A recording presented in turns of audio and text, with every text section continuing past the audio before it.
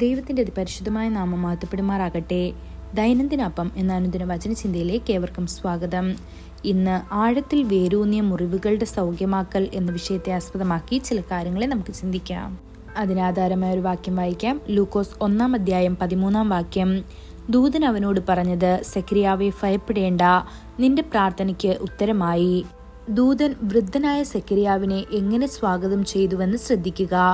അഹ്റോന്റെ പിൻഗാമിയും പുരോഹിതനുമായ സെക്കരിയാവ് 24 പുരോഹിത വിവാഹങ്ങളിൽ ഒന്നിൽ ഉൾപ്പെട്ടിരുന്നു. ഓരോ വിഭാഗവും വർഷത്തിൽ 2 ആഴ്ച ദൈവസന്നിധിയിൽ സേവനമനുഷ്ഠിച്ചു.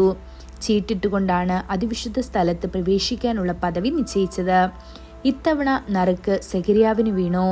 എന്നിരുന്നാലും ഈ ദിവ്യ നിയമനത്തിന് കീഴിൽ അവന്റെ ഹൃദയത്തിൽ ആഴത്തിലുള്ള ഒരു മുറിവുണ്ടായിരുന്നു. അവനും ഭാര്യയും കുട്ടികളില്ലാതെ തുടർന്നു.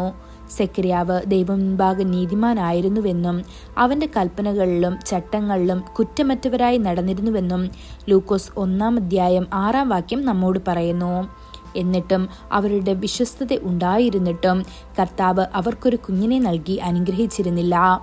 ആ ദിവസം വർഷങ്ങളോളം ഉത്തരം ലഭിക്കാത്ത പ്രാർത്ഥനകളാൽ ഭാരപ്പെട്ട് സെക്കരിയാവ് ദേവാലയത്തിൽ നിൽക്കുമ്പോൾ കർത്താവിന്റെ ഒരു ദൂതൻ പ്രത്യക്ഷപ്പെട്ട് പ്രഖ്യാപിച്ചു, സെക്കരിയാവെ ഭയപ്പെടേണ്ട, നിന്റെ പ്രാർത്ഥന കേട്ടിരിക്കുന്നു.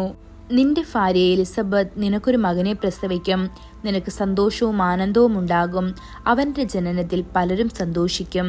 ഇത് ലൂക്കോസ് 1:13-14 കാണപ്പെടുന്നു. എന്നാൽ സെക്കരിയാവ് അത് വിശ്വസിക്കാൻ പാടുപെട്ടു.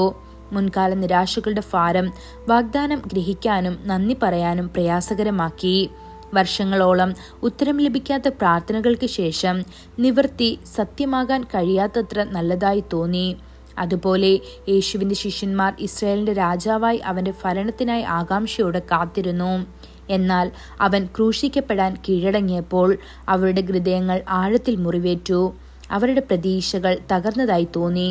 എന്നിരുന്നാലും അവർ വിലപിച്ചവൻ മരിച്ചവരിൽ നിന്ന് ഉയർത്തെഴുന്നേറ്റ് അവർക്ക് പ്രത്യക്ഷപ്പെട്ടു.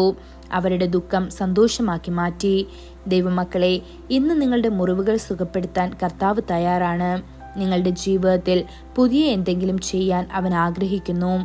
പഴയതും ആഴത്തിൽ വേരൂന്നിയതുമായ മുറിവുകളുടെ വടുക്കുകൾ പോലും അവന്റെ കൃപയാൽ രൂപാന്തരപ്പെടുന്നു.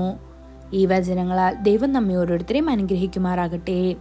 കൂടുതൽ ധ്യാനത്തിനുള്ള വാക്യം യിരെമ്യാവ് 30:17 ഞാൻ നിന്റെ മുറിവുകളെ പൊറിപ്പിച്ച് നിനക്ക് ആരോഗ്യം വരുത്തുമെന്ന് യഹോവയുടെ അരുളപ്പാട്.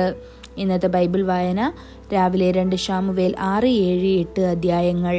വൈകുന്നേരം ലൂക്കോസ് 15:1 മുതൽ 10 വരെയുള്ള വാക്യങ്ങൾ. ആമേൻ.